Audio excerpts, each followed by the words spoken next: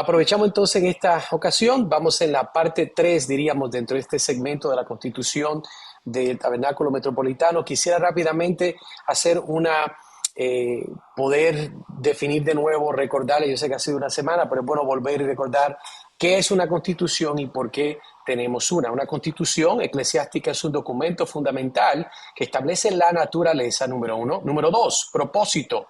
Número tres, doctrina. Número cuatro, estructura de gobierno de una iglesia. Eso es muy importante recordar. Así que si usted alguna vez le dice, eso es constitución, eso es algo viejo de los Estados Unidos, bueno, no es mala la respuesta, es cierto, pero una constitución define ciertos aspectos o parámetros de, en este caso, una nación. La constitución nuestra define aspectos de lo que tiene que ver con la iglesia. Habíamos dicho, ¿por qué una constitución es esencial para el funcionamiento de una congregación organizada? Esa es la clave. Una congregación puede existir, pero cuando es organizada, mejor va a funcionar cuando tiene una constitución. Número uno, define la identidad y misión de la iglesia, articulando claramente sus creencias doctrinales, valores y visión.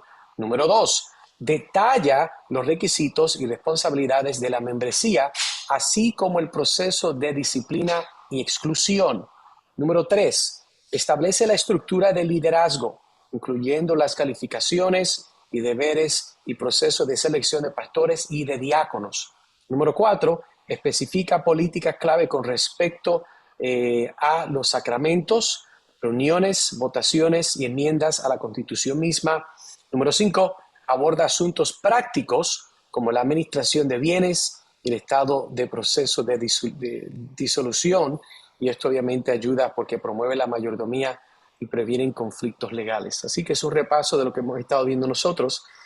Bueno, leo entonces, el patrimonio de la iglesia está compuesto de sus bienes, muebles e inmuebles, los aportes de sus miembros, las donaciones y contribuciones de personas naturales o jurídicas, nacionales o extranjeras, que deseen contribuir a ella. Los bienes de la iglesia son para su uso exclusivo, conforme a los fines y el carácter religioso de esta, por lo cual no podrán ser reclamados por sus miembros u otras personas, aunque hayan sido contribuyentes. Entonces continúa con el aspecto de lo que es la disolución. Entonces entiende, el patrimonio es todo lo que tiene que ver con los bienes muebles o inmuebles de la iglesia. Y entonces define lo que es el patrimonio. Ahora me dice entonces lo que es la disolución. Motivos de una disolución: la iglesia podrá ser disuelta por una de las siguientes razones. Por desviarse de su propósito original. Es muy posible que una iglesia en un momento dado, pues entienda, nosotros pues ya esto se convirtió en un club social, aquí no se predica el evangelio, aquí lo que hace es que se juegan barajas, aquí se hace, ¿verdad?, muchas cosas bonitas, clases de karate, pero aquí esto no se predica el evangelio, esto no es una iglesia. Entonces se entiende que perdió su propósito original. Por convertirse en una entidad con ánimo de lucro.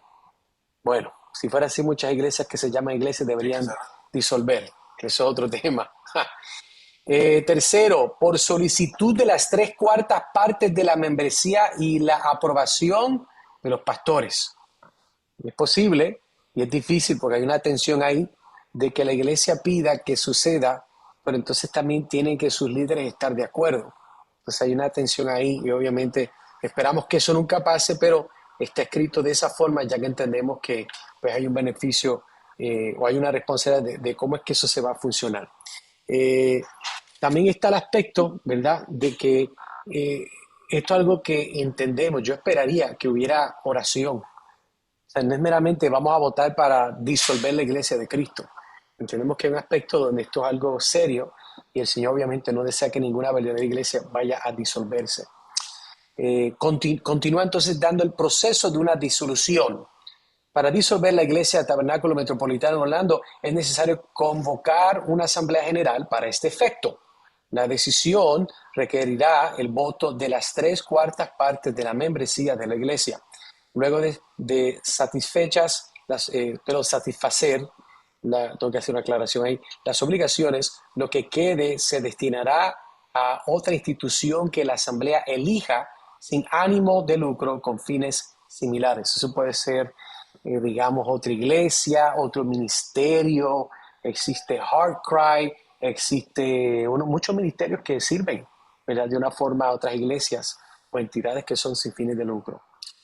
Continuamos entonces. Estos artículos pueden ser modificados si lo deciden. Estamos viendo el aspecto de las enmiendas y modificaciones. eh, si lo deciden las 2/3 partes de la membresía regular de la iglesia. Para la modificación del artículo 3, artículos de fe, se requerirá las 3/4 partes de la membresía. Ninguna modificación a estos artículos podrá someterse a votación si no ha sido distribuida por escrito a la congregación por lo menos 15 días antes de la reunión. Dicho sea de paso, nosotros próximamente, yo creo ya cuando terminemos todas las clases, vamos a estar haciendo unas enmiendas a nuestra constitución y vamos entonces a dejarles saber, tener la información.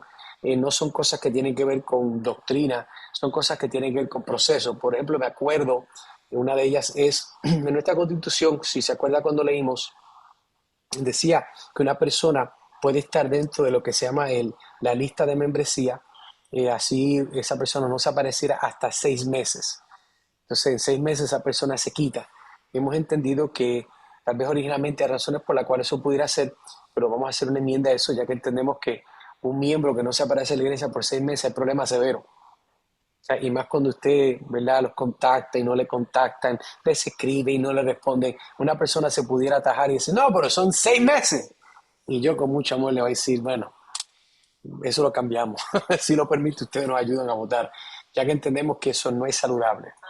Una persona que Amén. no se congrega, eso no es algo bueno. Ahora, pueden haber casos particulares, pero entienda algo, yo creo que hay una diferencia entre una persona que no se aparece ni contacta a la iglesia en 6 meses, es una persona que está pasando un momento difícil y no llega, pero está envuelta en la vida de la iglesia. Así que van a haber Amén. unos escritos en particulares cuando sometamos la enmienda. Eh, Mire, dice Lester que hay personas que se los lleva a la marina por un tiempo, pero tienen que volver. Eso es cierto. Yo creo que el enfoque, por lo menos mío, es que en muchos casos hemos tenido ya situaciones donde hay personas que amamos que no se hacen presentes en nuestra congregación activamente, pero se sostienen a ese tipo de escrito en la Constitución. Y pues nada, yo creo que está escrito, pero no ayuda, porque yo activamente no ser parte de una iglesia no cambia que sean, pueden ser 30 días, 40 días. Si usted activamente no está activo en la iglesia, o usted está buscando otra iglesia, y eso es otra enmienda que vamos a hacer por escrito, a dársela a los miembros que nos ayudan a votar y a incluirlas. La idea de que si una persona activamente está buscando otra iglesia, entendemos que esa persona activamente no es parte de esta. Y si la persona activamente no es parte de esta, lo amamos igual. Pero en realidad esa persona no es parte de la membresía de nuestra iglesia ya. ¿Por qué? Amén. No es porque es menos cristiano ni cristiana, claro que no.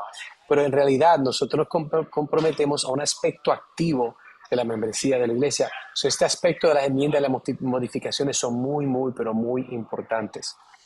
Amén. Vemos entonces el aspecto de aprobación y sujeción a los estatutos. Esta última parte usted la va a tener en escrito, le voy a dar una copia de lo que es la Constitución digital y también va a tener una escrita y sencillamente pues usted va a firmar, ¿verdad? Ahí, como quien dice, atestiguando que usted está de acuerdo con lo que hemos establecido, lo que hemos poco a poco leído, lo que hemos estudiado. Y hasta aquí entonces nos lleva todo lo que es en nuestra constitución. Es una, yo creo que comparada a muchas otras, muy corta, muy al grano, así que poco a poco pues hacemos cambios, añadimos otras cosas, pero eso lo hacemos mientras el Señor nos ayude y las situaciones nos pidan hacerlo. Así entonces transicionamos a este punto, responsabilidades de un miembro. Y para hacer una introducción, que no es una introducción, pero para entrar, cuáles son las responsabilidades de un miembro de acuerdo a la Confesión Bautista de Fe de Londres de 1689. Vamos entonces a hablar de cuáles son algunas responsabilidades de uno como miembro de una iglesia bautista reformada, de acuerdo a lo que entonces enseña nuestra Confesión de Fe. Por ejemplo, número uno, nosotros pues tenemos una responsabilidad, una sumisión a la autoridad de Cristo. Hermano Guido, si me puede leer el primer párrafo, se lo agradezco mucho. Dice capítulo 26, párrafo 8. Una iglesia local, reunida y completamente organizada, de acuerdo con la voluntad de Cristo, está compuesta por oficiales y miembros. Y los oficiales designados por Cristo para ser escogidos y apartados por la iglesia, así llamada y reunida, para la particular administración de las ordenanzas y el ejercicio del poder o el deber que Él les confía o a los que o a los que los llama para que continúen hasta el fin del mundo son los obispos o ancianos y los diáconos. Y eh, ¿cómo es que se dice, mi hermano? No, nos apoyamos en la Biblia, en la epístola del apóstol Pedro, en la primera epístola del apóstol Pedro, capítulo 5 versículo 2 donde dice, apacentad la grey de Dios que está entre vosotros, cuidando de ella, no por fuerza, sino voluntariamente, no por ganancia deshonesta, sino con ánimo pronto. Gracias. Entonces vemos aquí que el llamado a nosotros es de ser parte de una iglesia, si hasta donde Dios lo permita, que es, aquí la es completamente organizada. Y esa organización debe estar de acuerdo a la palabra de Dios. ¿Por qué? Porque nosotros todos, incluyendo el pastor Sixto y mi persona, nosotros somos miembros de esta iglesia. Nosotros tal vez servimos dentro de una capacidad o un aspecto oficial como ancianos, pastores, obispos, son palabras todas intercambiables, pero en realidad todos somos miembros de la iglesia de Cristo y nosotros pues todos somos pastoreados por nuestro Señor. Así que es un aspecto importante, es un aspecto de nuestra responsabilidad como miembros de nuestra iglesia. Número 2, compromiso con la iglesia local. Julián, ¿puedes leer esta ficha, por favor? Claro que sí. Mm, En el ejercicio de este poder que le ha sido confiado, el Señor Jesús, a través del ministerio de su palabra y por su espíritu, llama a sí mismo del mundo a aquellos que le han sido dados por su Padre para que anden delante de él en todos los caminos de la obediencia en el que él les prescribe en su palabra. A los así llamados les ordena andar juntos en congregaciones concretas o iglesias para su edificación mutua y la debida observancia del culto público que él requiere de ellos en este mundo. Y como dice en Hechos de los Apóstoles 2:47, alabando a Dios y teniendo favor con todo el pueblo, y el Señor añadía cada día a la iglesia los que habían de ser salvos. Correcto, entonces vemos este aspecto donde vemos de que nosotros, en otras palabras, tenemos un compromiso con la iglesia local. ¿Por qué? Bueno, porque es donde el Señor nos ha localizado, donde el Señor nos ha plantado, y entendemos que nosotros en este mundo, que obviamente carece de orden, carece de lógica, el Señor obviamente nos ha llamado y nos ordena andar juntos en congregaciones concretas. Esto es muy importante porque uno de los argumentos que escucho muy a menudo de muchas personas, esto viene antes de COVID, es, bueno, hermano, usted sabe, lo que pasa es que yo tal vez no soy miembro de la iglesia, pero mire, yo tengo una relación muy tremenda con el Señor, hermano. Yo oro y leo la Biblia y canto himnos y mire, yo tengo el himnario y tengo la confesión y usted tiene todas las cosas que quiere.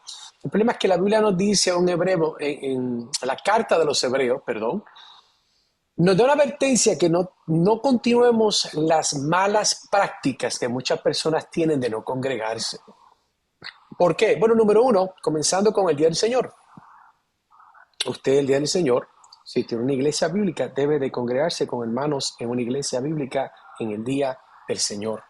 Usted debe estar en una iglesia practicando los unos a los otros. Usted tiene que estar y ser parte de una iglesia concreta, como dice, para su edificación mutua y la debida observancia del culto público. El culto público no es un culto solitario, es un culto público en cuerpo, corporativo.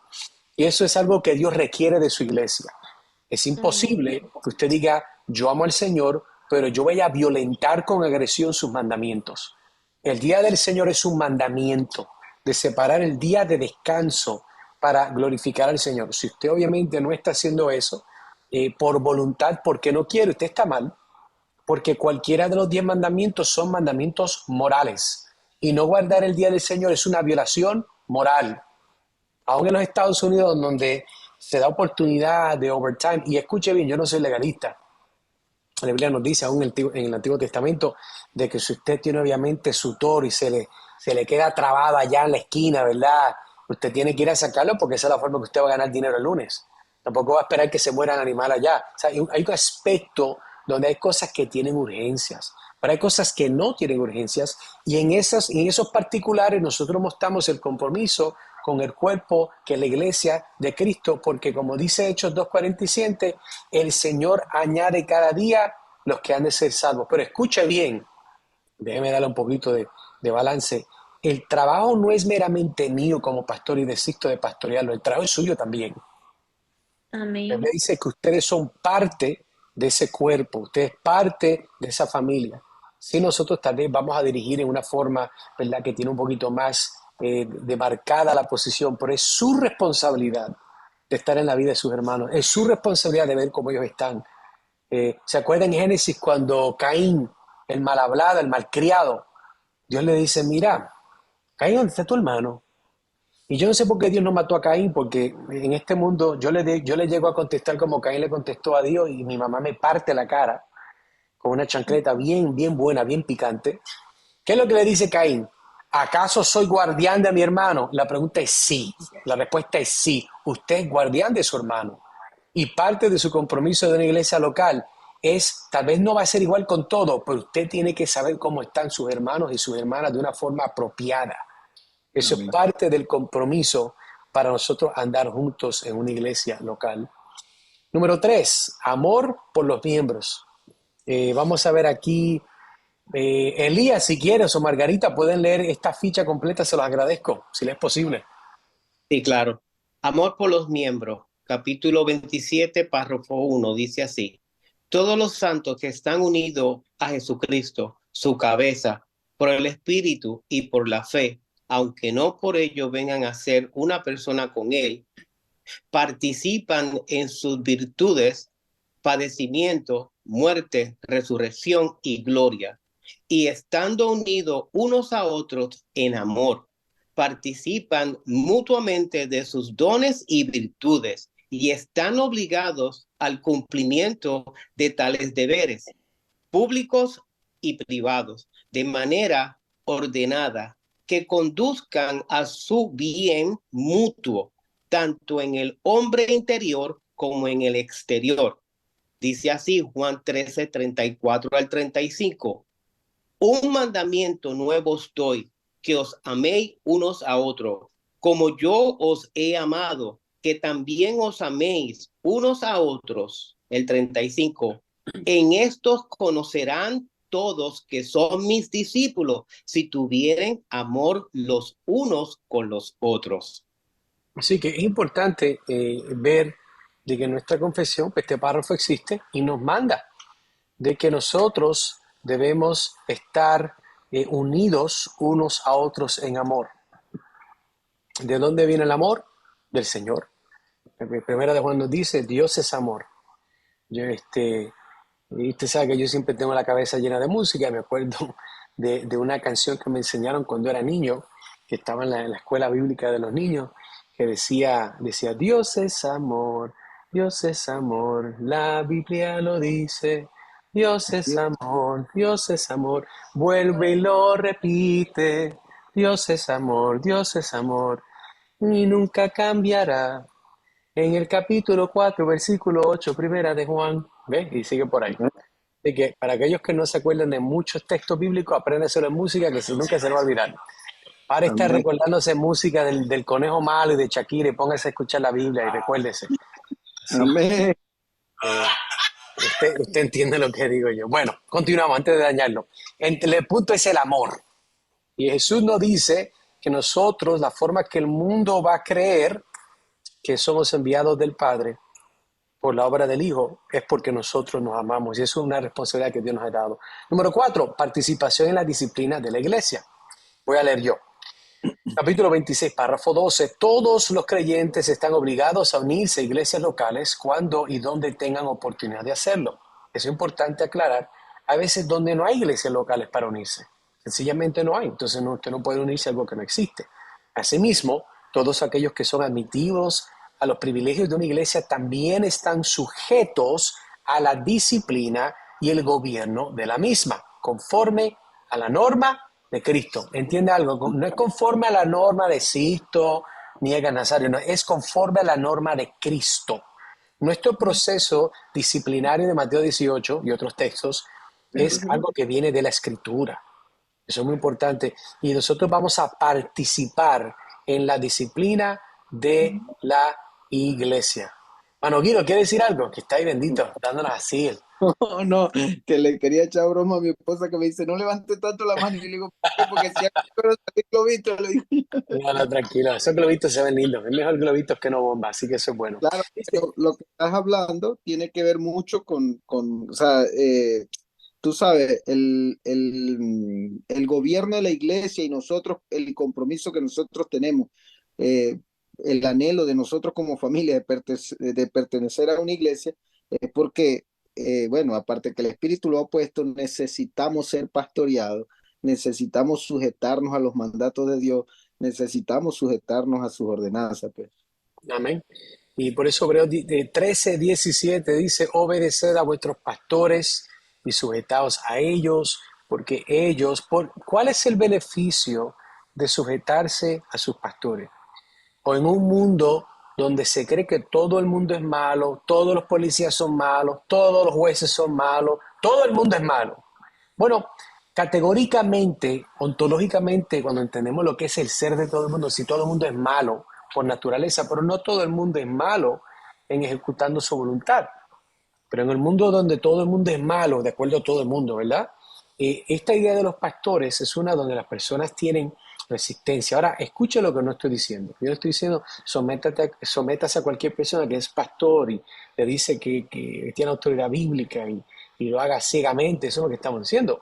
Pero mire este texto que interesante, porque dice, obedezcan a vuestros pastores y sujétense a ellos. ¿Por qué? Bueno, porque ellos tienen una responsabilidad que no es leve, es una responsabilidad muy difícil, es una responsabilidad de intercambio, porque ellos velan por vuestras almas. Cuando usted mismo a veces se vuelve un poquito loquito y no vela por su alma, el trabajo de sus pastores es velar por su alma. Amén. Cuando usted está un poquito, ¿verdad? Eh, eh, Haciendo las cosas, ¿verdad? A su bien y ya, pues tomó 2 semanas libres de la oración y 3 semanas de leer la Biblia. Usted está un poquito, ¿verdad? Como la música, ¿se acuerda el tema de Ricky Martin de la vida loca? Usted la está viendo un poquito loca. Su pastor no está viendo la vida loca, su pastor está orando por usted y buscando la Amén. oportunidad para darle la vuelta y decirle qué te pasa, por qué estás así. O sea que continúa diciendo, como quienes, ¿cómo es que un pastor va a velar por las almas? Como quienes han de dar cuenta. O sea, el pastor no está mirando porque no tiene más nada que hacer y quiere seguir añadiendo al libro de los bochinches de la vieja. No. El pastor está mirando porque le tiene que dar cuenta a Dios de su vida. O sea, hay un baile donde nos llaman a someternos a nuestros pastores. ¿Por qué? Porque ellos velan por tu vida. Y entienda algo, sus pastores, si son pastores bíblicos, nunca le van a decir algo que no tenga nada que ver con la autoridad bíblica. Amén. Su pastor, si le dice algo, créame que está en la Biblia. Si no está en la Biblia, puede ser que le dé un consejo, pero un consejo no es ley, un consejo no es la Biblia. Un consejo puede ser algo por su bien. Y no porque no se tomen los consejos es pecado. El consejo que usted tiene libertad de no tomarlo. Pero igual, la meta de sus pastores de velar por su alma. Continúa, ¿para qué? Bueno, ellos van como alguien que va a dar cuenta, para que lo hagan con alegría. Aquí está el asunto. Cuando usted no obedece a sus pastores que le están llamando obediencia bíblica y no se sujeta a ellos que le están llamando sujeción bíblica, usted lo que está dándole es un dolor de cabeza. Amén. ¿Eh? Hay personas que escuchaba una vez creo que fue un meme de estos pentecostales. No es la alabanza, es la quejabanza. Que lo que hace es quejarse y quejarse y quejarse. Y dice que cuando usted se someta y obedezca, no se queje, porque esto no es de provecho, dice Hebreos 13:17. Así que la Amén. participación de la disciplina es algo que nosotros todos participamos. Y recuerde, se lo digo y se lo repito otra vez, yo soy miembro de la iglesia. Yo me someto a mi pastor. ¿Quién es mi pastor? Su pastor. ¿Quién es su pastor? Hermano Sisto. Ese es mi pastor. Él me habla, me motiva, me corrige, me reprende si es necesario, porque Él es mi pastor. Eso es parte de la dinámica. Así que no es, aquí hay esta idea bíblica por eso es que hay una pluralidad de pastores. Número 6, mayordomía de los recursos. Déjame ver aquí. Sergio, si está disponible, ¿puedes leer el capítulo 26, párrafo 10? Si puedes, si no, no hay problema. Yo lo puedo leer si quieres, pastor. Pues chévere, gracias. Capítulo 26, párrafo 10. Siendo la obra de los pastores atender constantemente al servicio de Cristo en sus iglesias, en el ministerio de la palabra y la oración, velando por sus almas, como aquellos que han de dar cuenta a Él. Es la responsabilidad de las iglesias a las que ellos ministran, darles no solamente todo el respeto debido, sino compartir también con ellos todas sus cosas buenas, según sus posibilidades, de manera que tengan una provisión adecuada, sin que tengan que enredarse en actividades seculares y puedan practicar la hospitalidad hacia los demás. Esto lo requiere la ley de la naturaleza y el mandato expreso de nuestro Señor Jesús, quien ha ordenado que los que predican el Evangelio vivan del Evangelio. Primera de Timoteo 5:17. Los ancianos que gobiernan bien sean tenidos por dignos de doble honor, mayormente los que trabajan en predicar y enseñar. Perfecto, gracias. Entonces, este texto en particular, yo voy a hablar como miembro de la iglesia, porque suena mejor. Mire, este asunto es uno que en muchos casos, a causa de los abusos, es un tema que para muchas personas les molesta. Para un cristiano no, porque un cristiano entiende que Dios es soberano y todas las cosas obran para bien a los que aman a Dios. Y obviamente el rey de nuestra vida, de la iglesia, el que construye la iglesia, el Señor Jesucristo. Pero esto es una parte muy importante, porque cuando hablamos del sostenimiento de la obra del Señor, estamos hablando de cómo nosotros como miembros participamos de la mayordomía de los recursos. Esto es muy importante.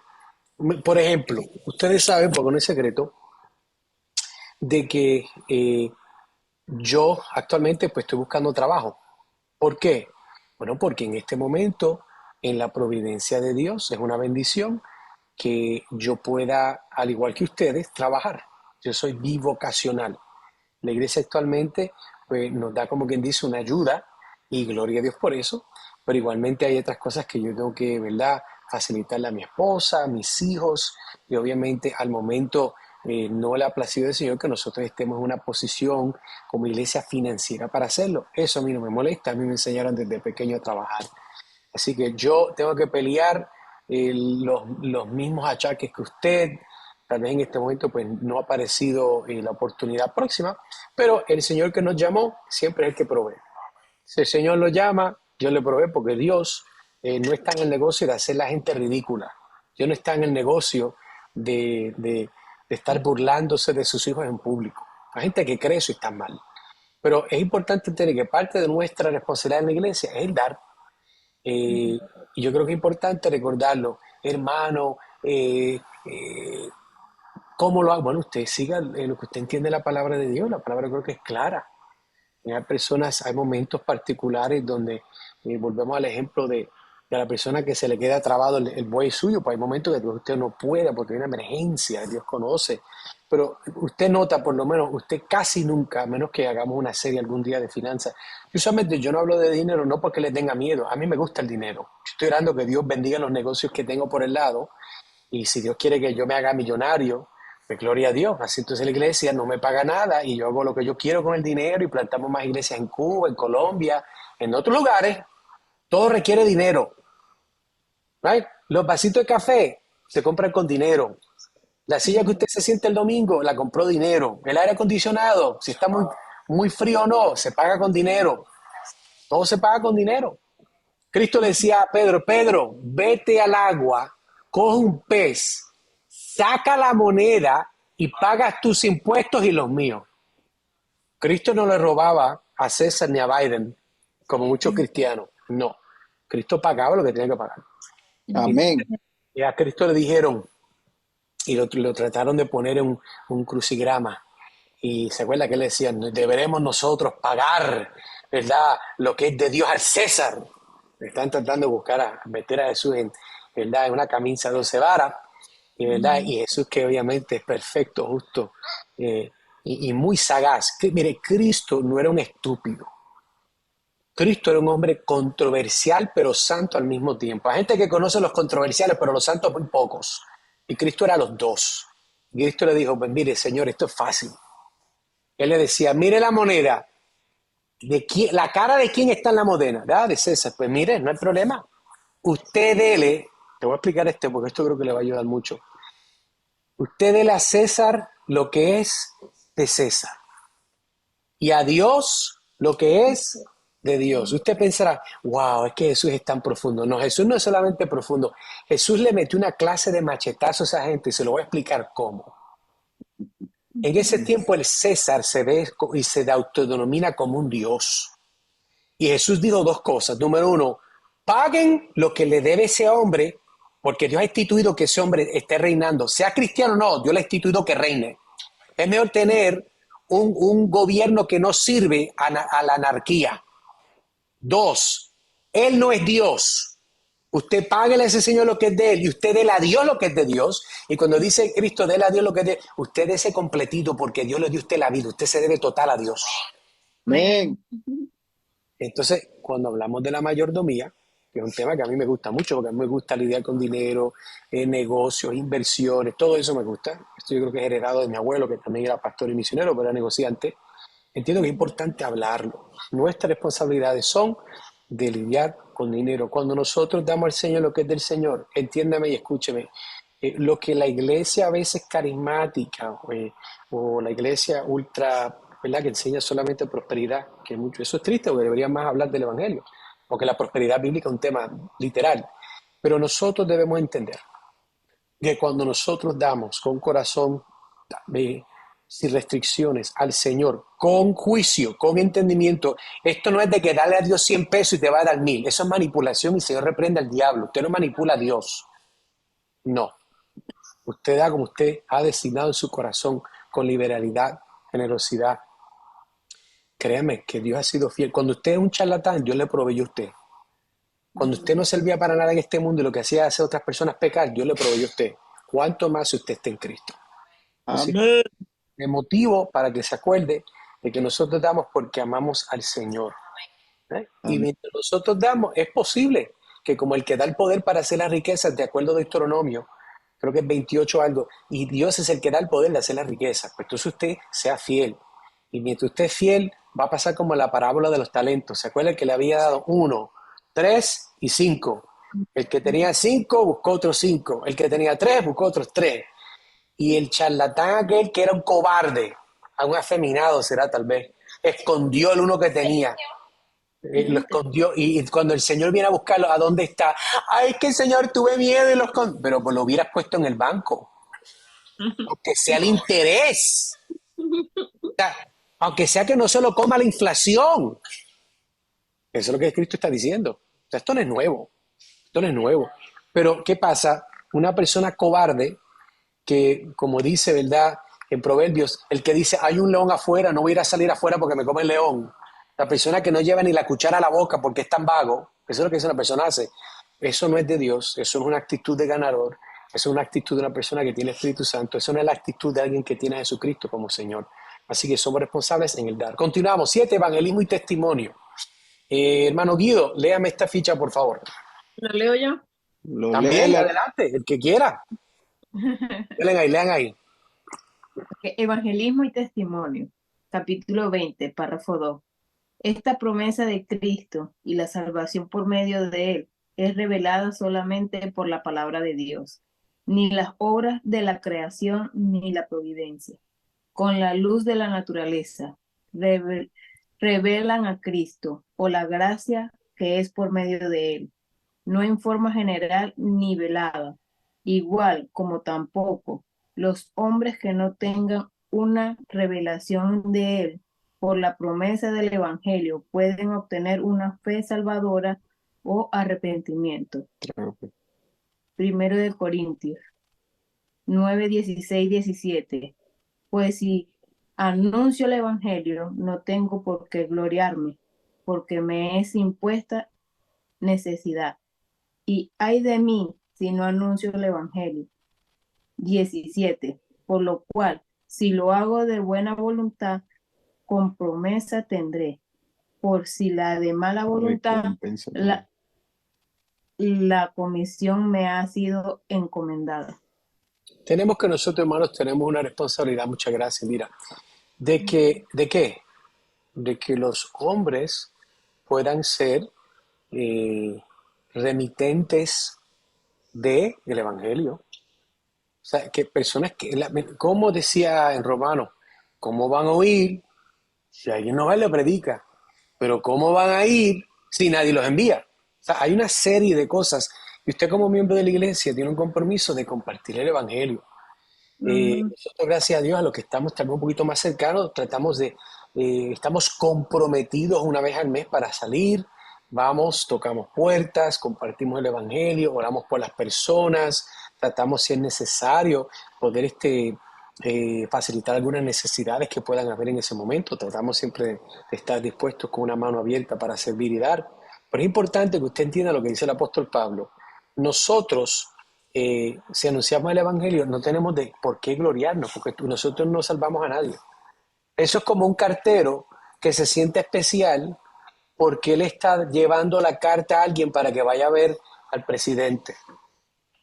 Bueno, depende, porque usted sabe que la situación está un poquito sensitiva con el presidente. Puede ser que con otro presidente se sienta mejor, pero igual usted entiende el punto. O sea, el cartero no se siente especial, porque la carta no viene de él.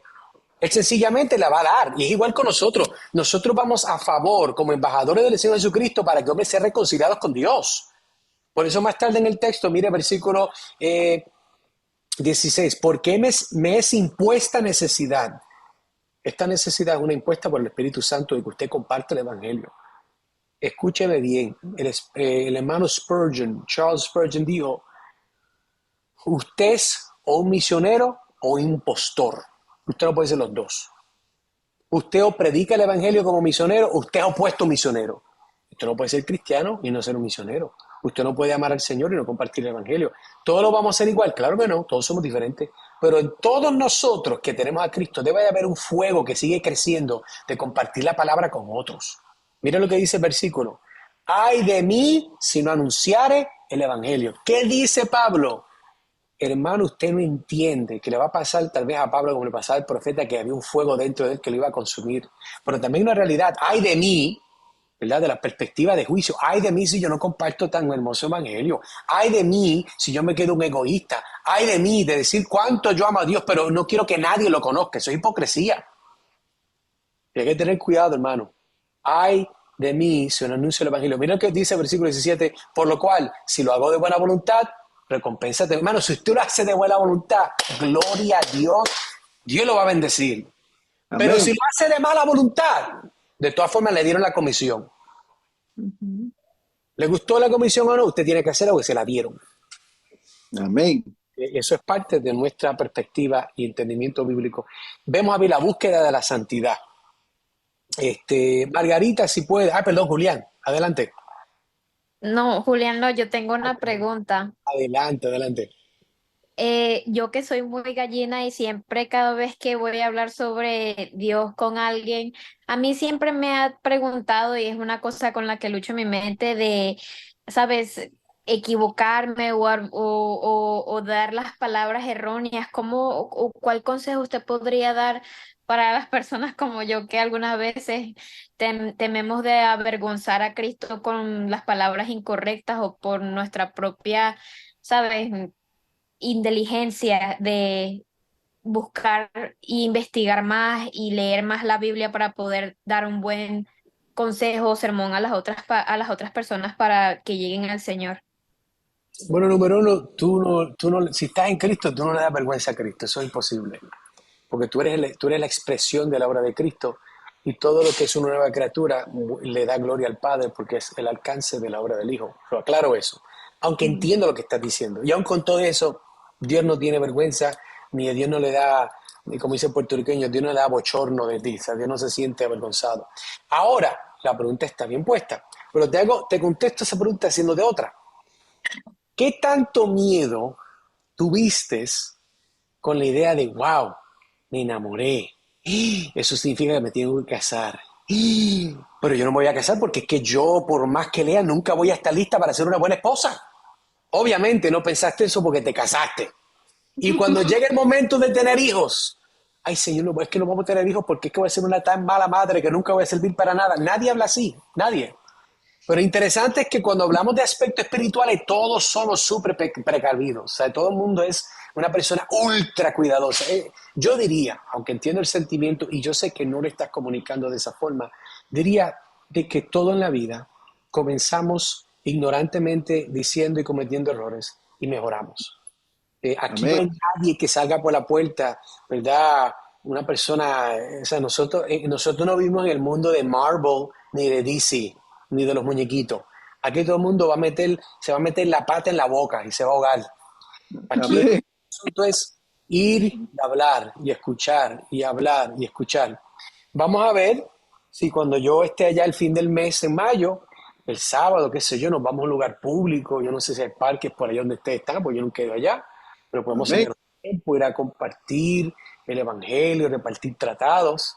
Y nada, ahí entonces tú puedes acompañarnos, a mi esposa y yo, y hablamos con las personas. Yo quiero animarte que el evangelismo, que hemos dado clases de eso, no es nada más que es hablar con una persona, tener una conversación donde tú puedas comunicar la sencillez y las verdades del Evangelio.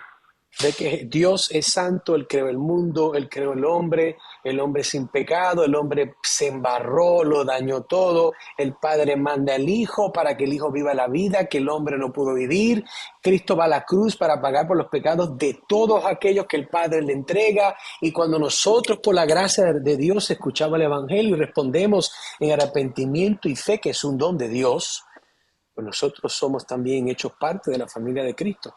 Somos criaturas nuevas. O sea, aquí sí hay detalles, pero no tienes que ir por todos los detalles para que Dios salve a alguien. Y eso es Amén. parte del ánimo. Cuando tú entiendes que Dios se place de que con sencillez Ujú. tú puedas compartir el Evangelio, es más posible que haya una manifestación del Espíritu Santo en la sencillez de una persona compartiendo el Evangelio, que no de esas muchas tales supuestas campañas que salen en enlace, que son mentiras.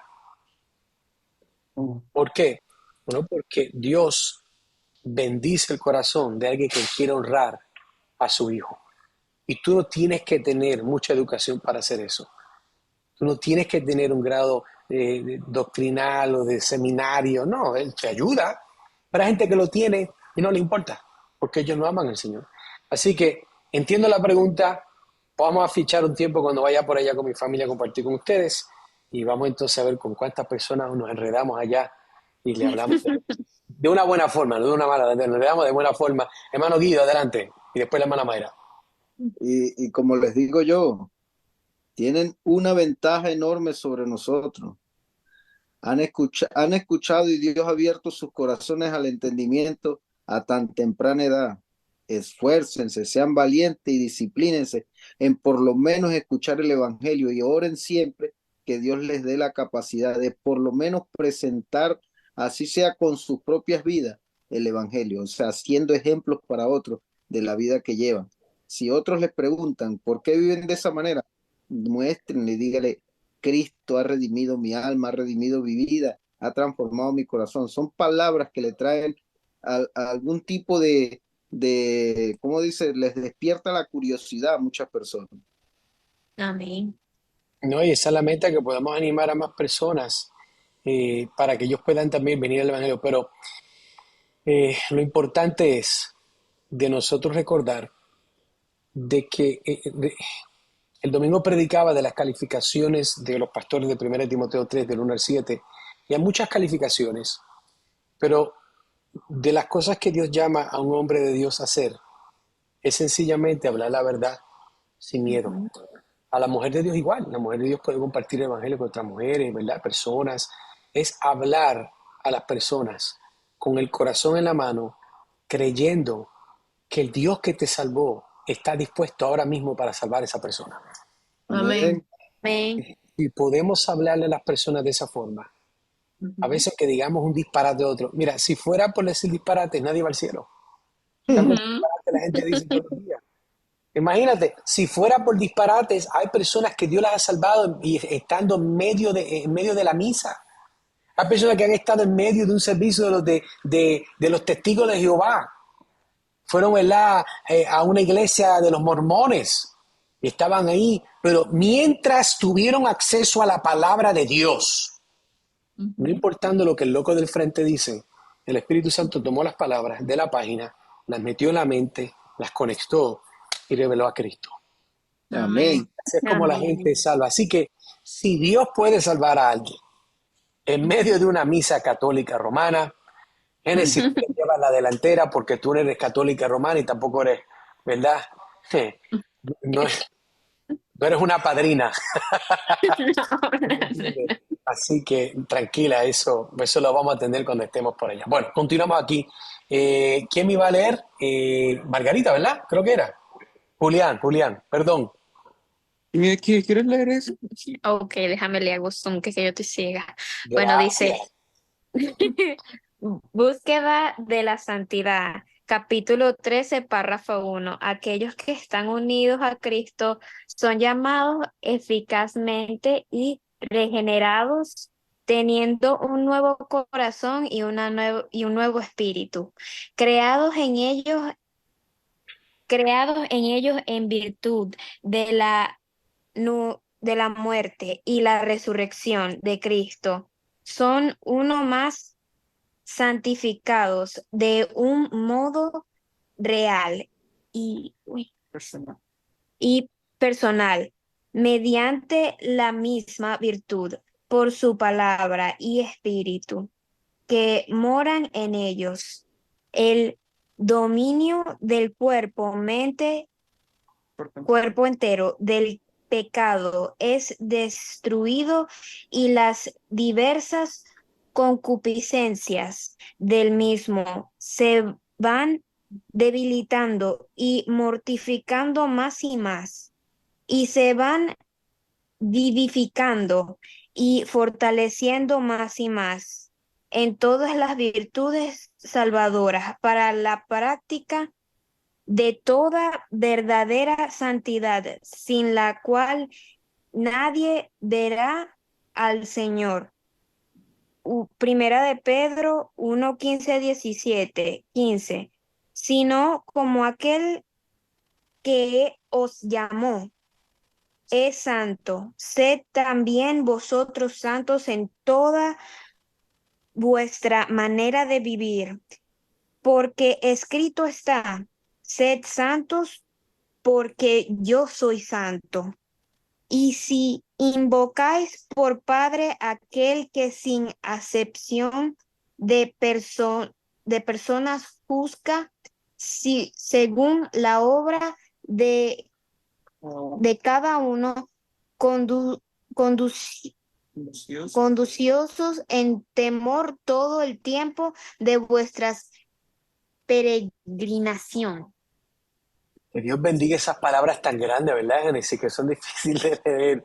Pero mira, eso es parte de... Pero el enfoque aquí es este. El enfoque es recordar que nuestra responsabilidad como miembros de cualquier iglesia bíblica, incluyendo la nuestra, es de qué? De buscar la santidad. La santidad no es legalismo.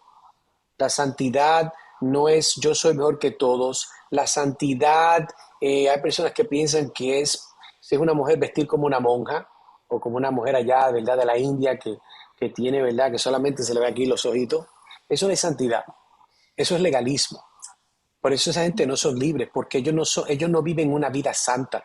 ¿De qué vale que te cubras el cuerpo, pero tu corazón esté desnudo en el mundo? O Amén. sea, Amén. no importa.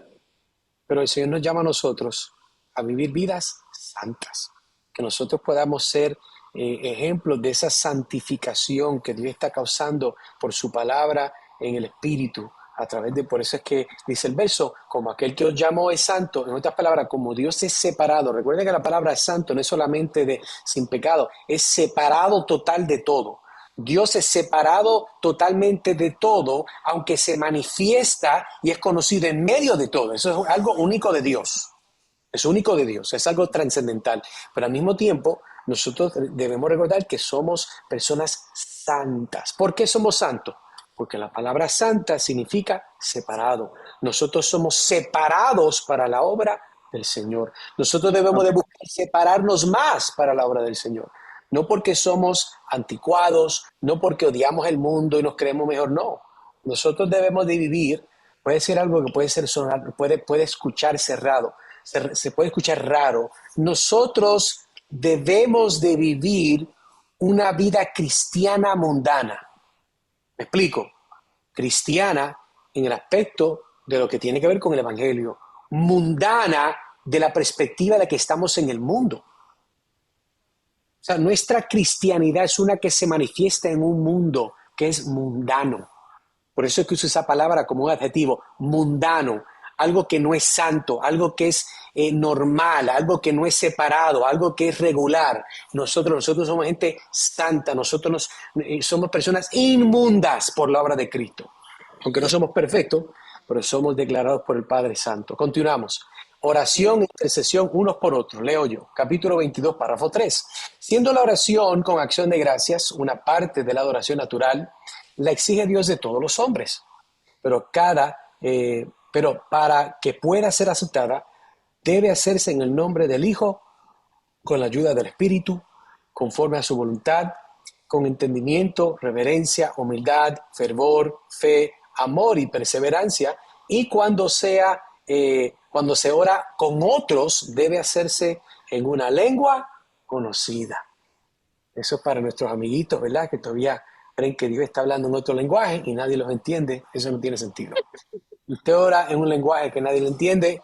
Número uno, usted no está orando porque usted no tiene el don de lenguas. Si usted tuviera el don de lenguas, yo le diría, ¿en qué lenguaje usted oró? Y me diría, bueno, yo estaba orando en coreano, estaba orando en tailandés, estaba orando en portugués. Pero como usted no estaba orando en ningún lenguaje, usted se está inventando las cosas.